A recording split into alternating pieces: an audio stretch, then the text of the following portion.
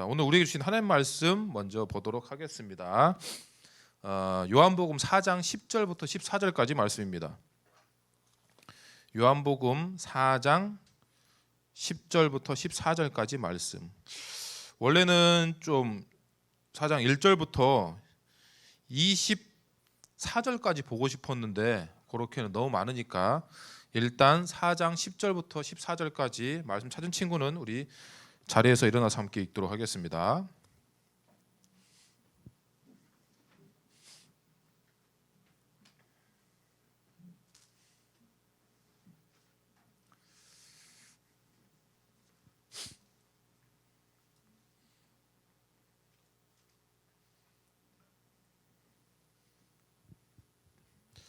자, 4장 10절부터 14절까지 말씀 우리 한 목소리로 같이 읽습니다.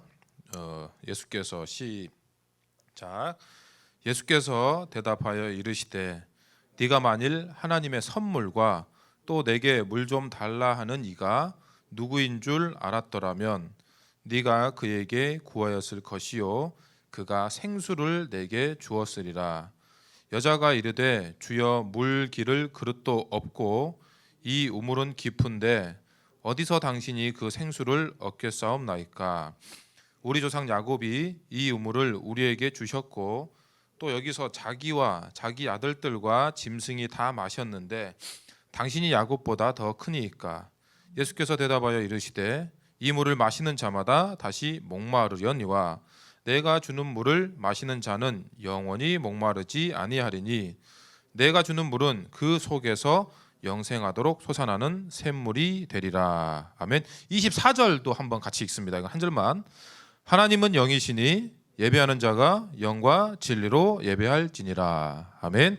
우리 옆에 있는 친구들과 인사할 때 하나님의 은혜와 평강이 넘치기로 원합니다라는 마음을 담아서 샬롬하고 인사할 때 눈도 좀 마주치면서 한번 인사했으면 좋겠습니다. 샬롬하고 인사합니다. 시작. 샬롬 반갑습니다. 아직 서 계세요. 게다가 오늘 여러분들 아시겠지만 오늘 스승의 날이고 교회에서는 스승의 주일로 지키고 있습니다. 그래서요 우리 반 선생님도 마찬가지고 선생님들 한번 대부분 다 뒤에 계시네요. 자, 선생님들 보시면서 선생님들께 우리 샬롬하고 인사했으면 좋겠습니다. 선생님께 샬롬하고 인사할 때 우리 반 선생님도 좋고 아니면 선생님들께 저희 교사가 저희 선생님이 되어주셔서 감사합니다. 선생님의 삶 가운데 은혜와 평강이 넘치기를 원합니다. 마음을 담아서 선생님께 샬롬하고 인사하겠습니다. 샬롬 시작. 샬롬 뒤에를 봐야지. 오케이 반갑습니다. 그리고 선생님들은 가능하면 자기 반 거기 같이 좀 앉아주세요. 학생들하고. 자, 앉겠습니다.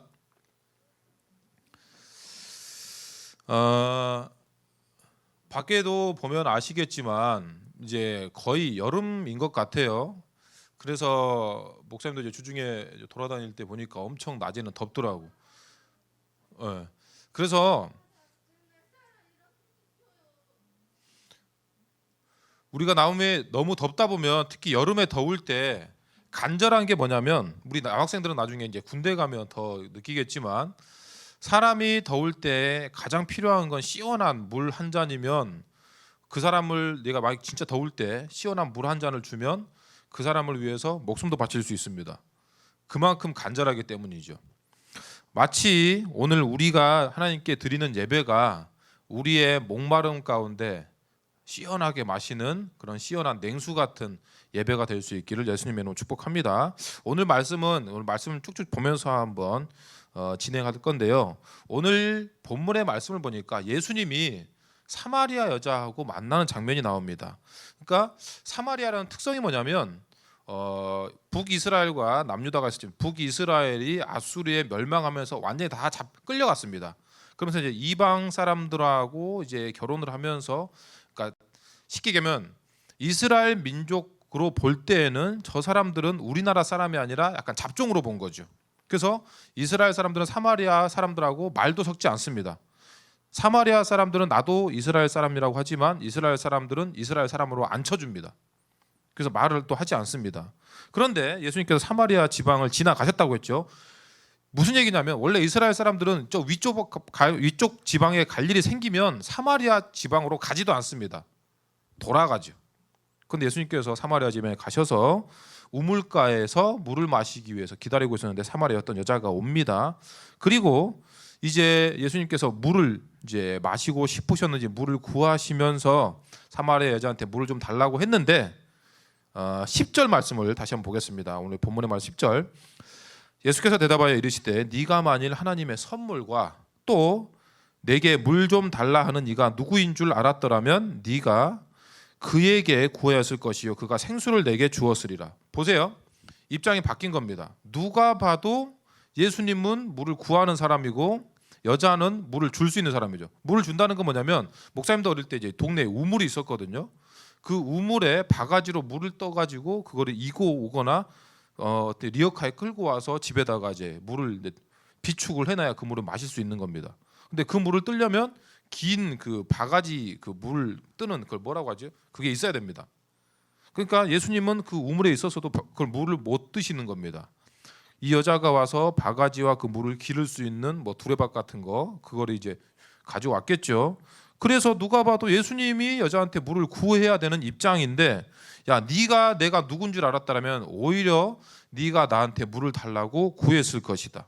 그게 뭐냐? 우리는 이미 다 알고 있지만 죄사함의 은혜이고 영원한 생명을 주시는 예수님의 구속의 은혜이죠. 그러니까 내가 그걸 알고 있었다면 예수님 저에게 그 은혜를 주십시오라고 구했을 것이다 라고 말씀하고 있습니다. 그런데 이 은혜는 누구나 구하면 주십니다. 그 사람이 기독교인이든 불교인이든 살인자든 어떤 죄를 지었든 예수님께 구하는 사람이면 누가 됐든지 예수님께서 지금 말씀하시는 이 목마르지 않는 샘물을 주시겠다고 말씀하시는 것이죠. 그런데 이 말씀을 마친 다음에 이제 11절 12절 한번 보세요. 눈으로 보십시오. 여자가 이르되 주여 물 기를 그릇도 없고, 그러니까 이거는 누구예요? 예수님을 얘기하는 거죠. 당신은 물 기를 그릇도 없고 이 우물은 깊은데, 옛날에 우물에 빠져서 죽는 사람도 많았습니다. 저희 어릴 때. 그만큼 깊어요. 들어가면 못 나옵니다. 어디서 당신이 그 생수를 얻겠사옵나이까? 그러니까 입장이 바뀐 거죠. 우리 조상 야곱이 이 우물을 우리에게 주셨고, 우물은 그냥 한 번에 팔 수 있는 게 아니라 대공사입니다. 그러니까 조상 때부터 계속 내려오는 겁니다. 또 여기서 자기와 자기 아들들과 짐승이 다 마셨습니다. 그러니까 이 우물은 그러니까 우리에게 어떤 상징과 같은 존재인데 당신이 야곱보다 큽니까? 이 물보다, 이 우물보다 당신이 더 큰 존재입니까? 라고 되묻는 겁니다. 좋게 얘기해서 그렇지 당신도 얻어먹으러 온 주제에 나한테 무슨 물을 주겠다는 겁니까? 처지를 생각해 보십시오 라고 생각하는 겁니다. 그래서 예수님의 말을 장난으로 여겼던 것 같아요. 그래서 이제 14절, 13절, 14절 말씀을 계속 봅시다. 예수께서 대답하여 이르시되 이 물을 마시는 자마다 어떻게 해요? 다시 목마르려니와. 우리가 똑같죠. 우리가 어떤 물을 마시더라도 좀 있으면 다시 또 목마릅니다. 그런데 14절 내가 주는 물을 마시는 자는 영원히 목마르지 아니하리니 내가 주는 물은 그 속에서 영생하도록 솟아나는 샘물이 되리라. 아멘. 그러니까 예수님은 더 나아갑니다. 무슨 얘기냐면 네가 주는 물은 먹어도 다시 목마르겠지만 예수님 내가 주는 물은 다시 목마르지 않고 영생하도록 네 속에서 솟아나는 오히려 그 샘의 근원이 된다는 거죠. 오늘 우리가 읽지 않았지만 15절을 보니까 이렇게 되어 있습니다. 여자가 이르되 주여 만약에 그런 물이 있다면 내게 주사 목마르지 않고 또 여기 물 길러 오지도 않게 하옵소서. 저는 어릴 때 물을 길러봤기 때문에 이 물 기른다는 게 얼마나 힘든 일인 줄 압니다. 집에 물이 없어요. 저는 시골에 있었기 때문에 할머니가 아침에 세수하라고 주는 물은 이 바가지 하나입니다. 바가지 하나로 세수하고 그때 머리를 빡빡 깎았기 때문에 세수하고 반으로 머리 감고 끝입니다. 물을 마음대로 쓸 수가 없죠. 샤워를 그때 제가 어릴 때 중학교 때까지 샤워를 한 달에 한 번 했던가? 겁나 더러웠습니다. 그것 어쩔 수 없어요. 물이 귀했기 때문에. 물을 쓰려면 물을 또 길러 가야 되고 그거를 한두 번 기르는 게 아니라 엄청 힘든 일이었거든요. 그래서 이 여자가 이 하루의 일과 중에 좀 자기가 꼭 필수적으로 해야 되는 일이 이 물 길러 오는 일이었겠죠. 그런데 그 물 기르는 일은 해도 끝나지 않은 일입니다. 거의 뭐 밑빠진 독에 물 붓기죠. 쓰면 또 갖다 대고 부어야 되고 또 쓰면 또 갖다 와야 되고 또 갖다 와야 되고 이게 마치 우리와 같습니다. 여러분들이 아무리 공부를 열심히 하거나 내가 많은 스펙을 쌓거나 내가 원하는 자리에 가더라도 우리는 만족하지 못한다는 거죠. 그래서 이렇게 하는 겁니다. 그렇게 하지 않아도 되는 물이 있다면, 그렇게 하지 않아도 되는 무엇인가가 있다면 저에게 주십시오. 그래서 다시 이런 반복되는 패턴, 물 길러 오는 거, 내 스펙을 쌓으면서 시간을 낭비하는 거, 내가 뭔가를 가지면 행복할 거라고 생각했지만 막상 가져봤더니 행복하지도 못한 이런 악순환을 끊을 수 있도록 저에게 그런 기회를 주십시오. 그 물을 저에게 주십시오라고 합니다. 그런데 예수님이 뜬금없는 말을 합니다. 다 읽진 않겠어요. 예수님이 네 남편을 불러오라고 합니다. 갑자기요? 저 남편이 없습니다. 여자가 하는 말이에요. 그래, 네 말이 맞다. 네가 지금 6번째 남편이 있지만 그 남편도 결국 네 남편이 아니다. 이 여자도 장난이 아닌 여자죠. 재혼을 6번이나 한 겁니다. 6번째, 그러니까 5번 재혼을 한 거죠. 그 남자도 결국 네 남편이 아닐 거라고 하는 거예요. 그러니까 이 남자로 인해 내가 안정감을 얻을 것이라고, 이 남자가 있으면 행복할 거라고 생각했지만 그것조차도 결국 속을 것이다. 아니라고 합니다. 그래서 여자가 정신이 번쩍 들죠. 아, 내가 말하지도 않았는데 나의 모든 것을 다 아시는구나. 그래서 가장 중요한 질문을 합니다. 20절에 우리 조상들은 이 산에서 예배하였는데 당신들의 말은 예배할 곳이 예루살렘에 있다 하더이다. 이게 처음에 얘기했던 남유다와 북이스라엘이 멸망해서 이게 나뉘었던 것과 역사적 사건이 있습니다. 원래 성전은 예루살렘에만 있습니다. 그래서 목사님이 예전에 여러분들한테 말씀드렸죠. 교회를 성전이라고 하는 거는 그거는 말이 안 됩니다. 성전은 거룩한 하나님의 집은 딱 하나만 있습니다. 어디에? 예루살렘에 있죠. 지금은 무너졌습니다. 그래서 예루살렘에서 이 이스라엘 사람들이 하는 이유는 뭐냐면 지금 추진하고 있는 것 중에 하나는 뭐냐면 성전을 재건축하자. 어디에? 예루살렘에. 그런데 대한민국 어디 동쪽에 어디 이상한 나라에서 교회를 성전이라고 하는 건 이건 말이 안 되죠. 이건 예배당인 겁니다. 그래서 이 사마리아에도 하나님을 예배는 했지만 그리심산에서 예배를 했거든요. 근데 여기는 성전이 아니라 그냥 따로 산당을 만들어 놓고 예배할 수 있는 공간을 따로 만들어 놨습니다. 그래서 이 사람이 이렇게 얘기하는 거예요. 우리들은 이 산에서 예배했다. 그리심산에서 예배했다. 근데 당신들은 예배할 곳이 예루살렘에 있다 하더이다. 거기 어디예요? 성전이죠. 그런데 하나님은 성전에만 계신 거 아니냐라는 거죠. 그때 예수님이 이렇게 대답합니다. 21절, 22절입니다. 여러분 성경만 보세요. 예수께서 대답하여 이르시되 여자여 내 말을 들으라. 이 산에서도 말고, 지금 이 산이라는 거는 여기가 지금 사마리아잖아요. 그러니까 너희가 생각하는 그리심산도 아니고 예루살렘에서도 말고 너희가 성전이라고 하는 그곳에 가면 하나님이 계신다라고 하는 성전도 아니고 너희가 아버지께 예배할 때가 이르리라. 그리고 22절 너희는 알지 못하는 것을 예배하고, 그러니까 성전이 아닌 그냥 대충 산당 세우는 거라고 하면 형식만 있었죠. 우리는 아는 것을 예배한다. 그나마 이스라엘 성전에서는 어떤 형식이 있었고 율법이 있었기 때문에 하나님을 아는 예배라고 했겠죠. 하지만 이는 구원이 유대인에게서 납니다.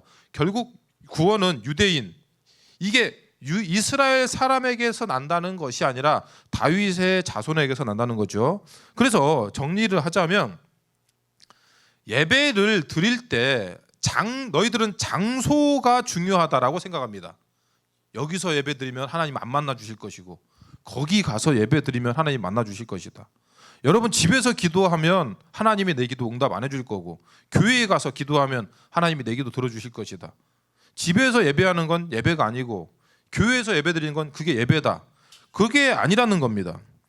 예수님께서 하시는 말씀은 무엇이냐면 장소가 중요한 것이 아니라 진짜 예배할 때가 올 것이다. 그래서 23절, 24절 말씀 성경책 보고 읽을 수 있는 친구들은 같이 한번 읽어봅시다. 오늘 본문에 읽진 않았지만 요한복음 4장 23절, 24절 말씀 시작. 아버지께 참되게 예배하는 자들은 영과 진리로 예배할 때가 오나니 곧 이때라. 아버지께서는 자기에게 이렇게 예배하는 자들을 찾으시느니라. 하나님은 영이시니 예배하는 자가 영과 진리로 예배할지니라. 아멘. 자, 하나님은 장소가 아닌 교회에 앉아서만 예배드리는 사람이 아닌 어떤 사람을 찾으신다고? 영과 진리로 예배하는 사람.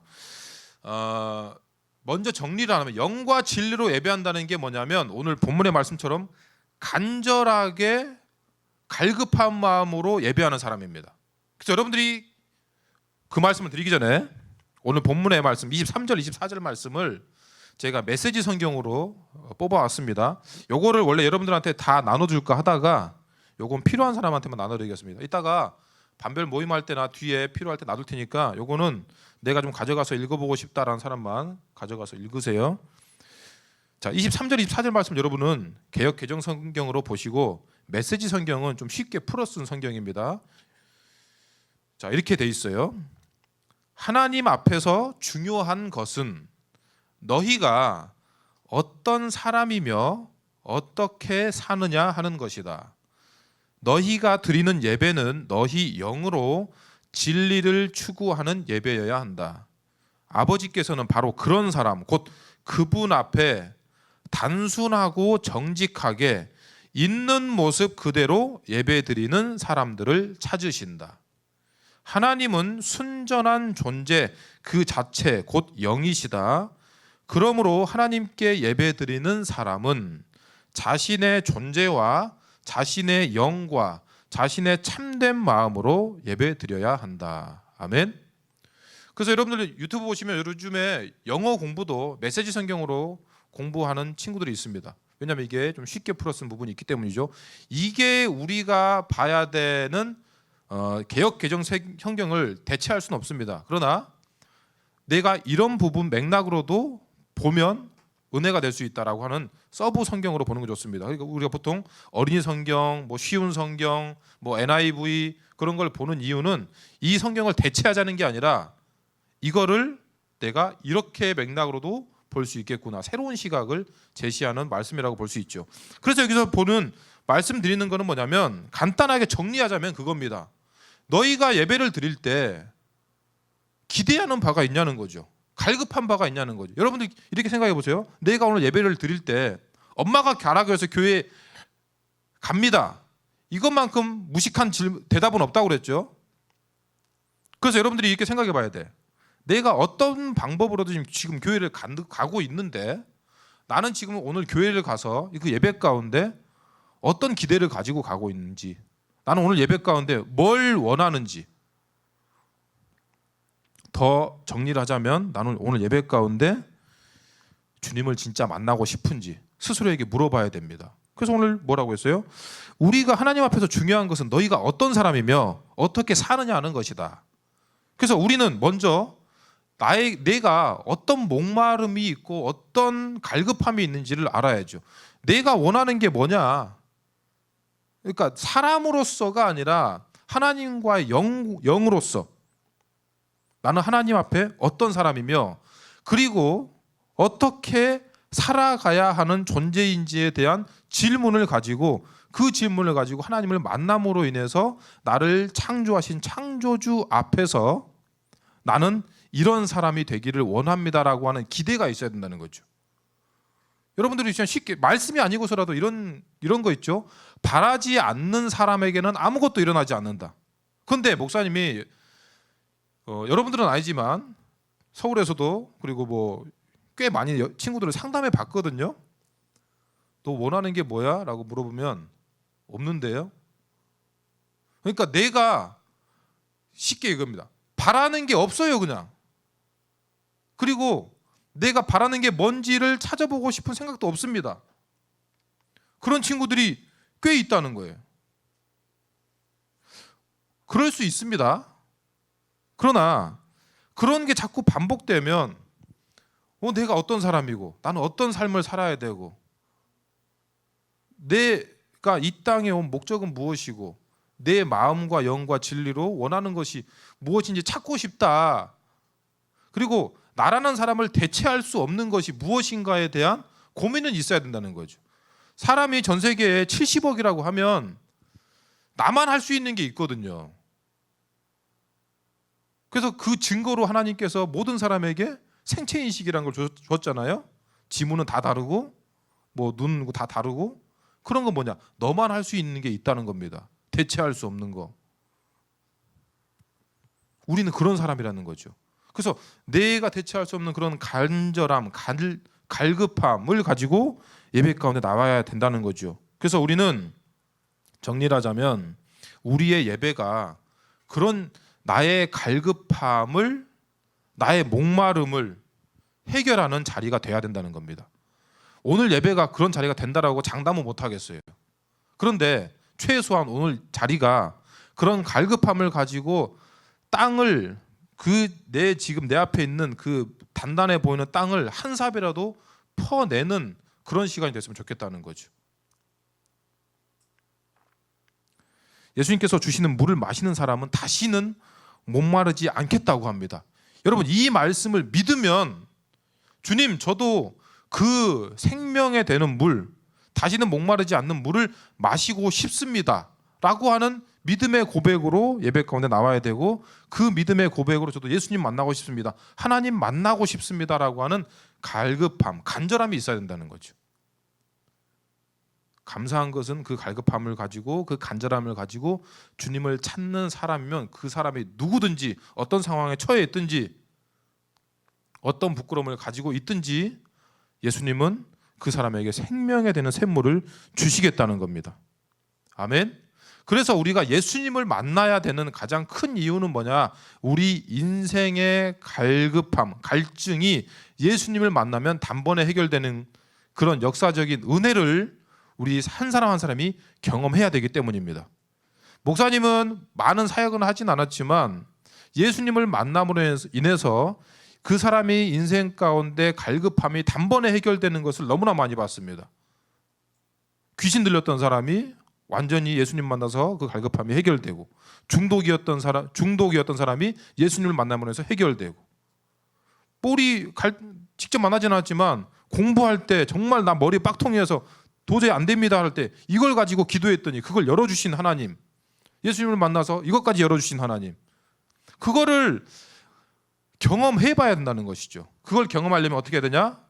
우리에게 진짜 갈급함, 간절함이 있어야 된다는 겁니다. 주님, 저에게는 이 간절함이 필요합니다.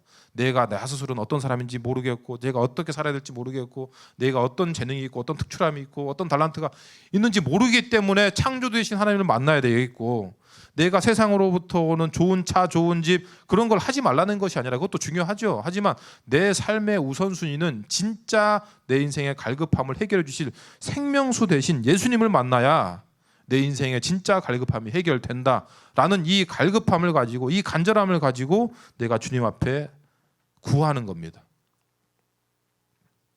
그럴 때 우리의 진짜 갈급함이 해결되고 우리 삶의 답답함이, 아픔이 또는 문제가 해결될 줄로 믿습니다. 아멘.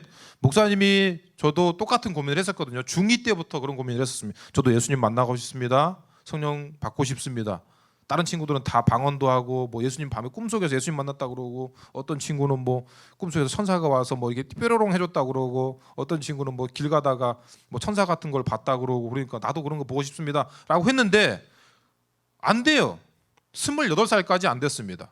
그럼 나중에 돌아보니까 저는 그냥 다른 친구가 교회 다니면서 그런 은혜 보고 그런 거 이상한 거 보고 꿈속에서 만나고 하니까 나도 그냥 뒤처지기 싫어서 만나고 싶었던 거예요.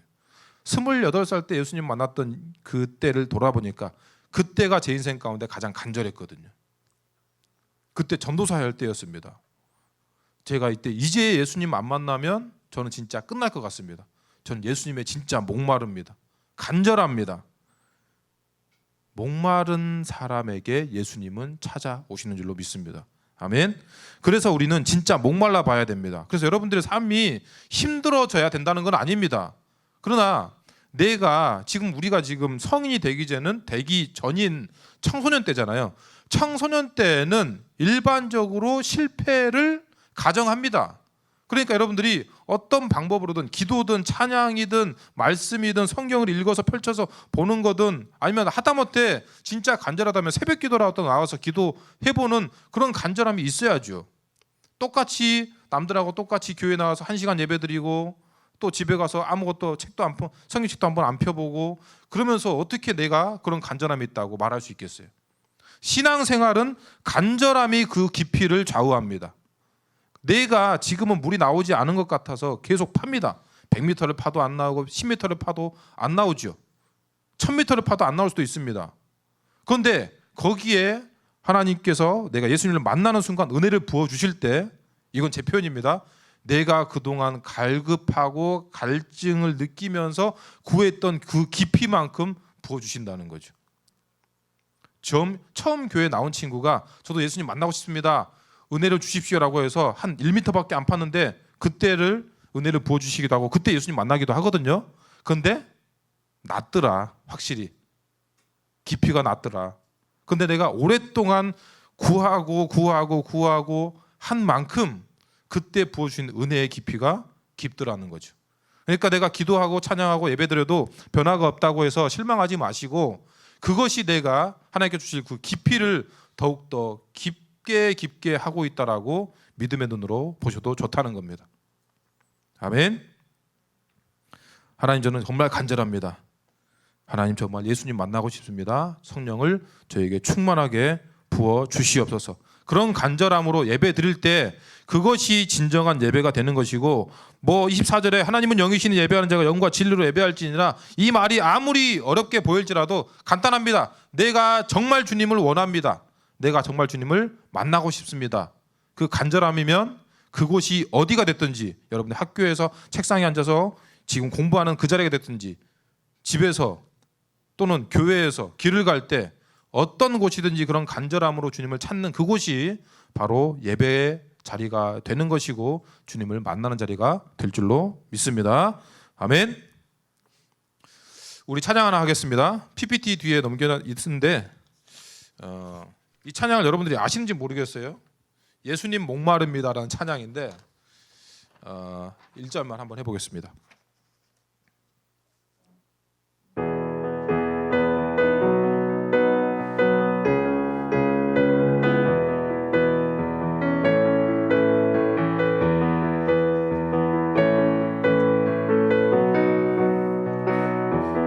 예수님 목마릅니다.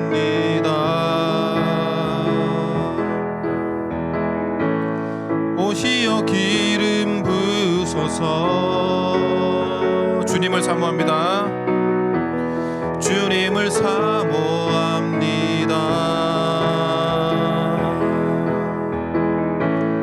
오셔서 채워주소서.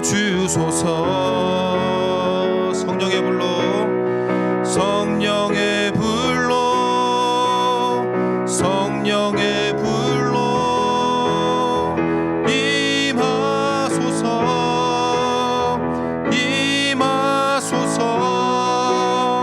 성령의 불로, 성령의 불로 기름 부으소서,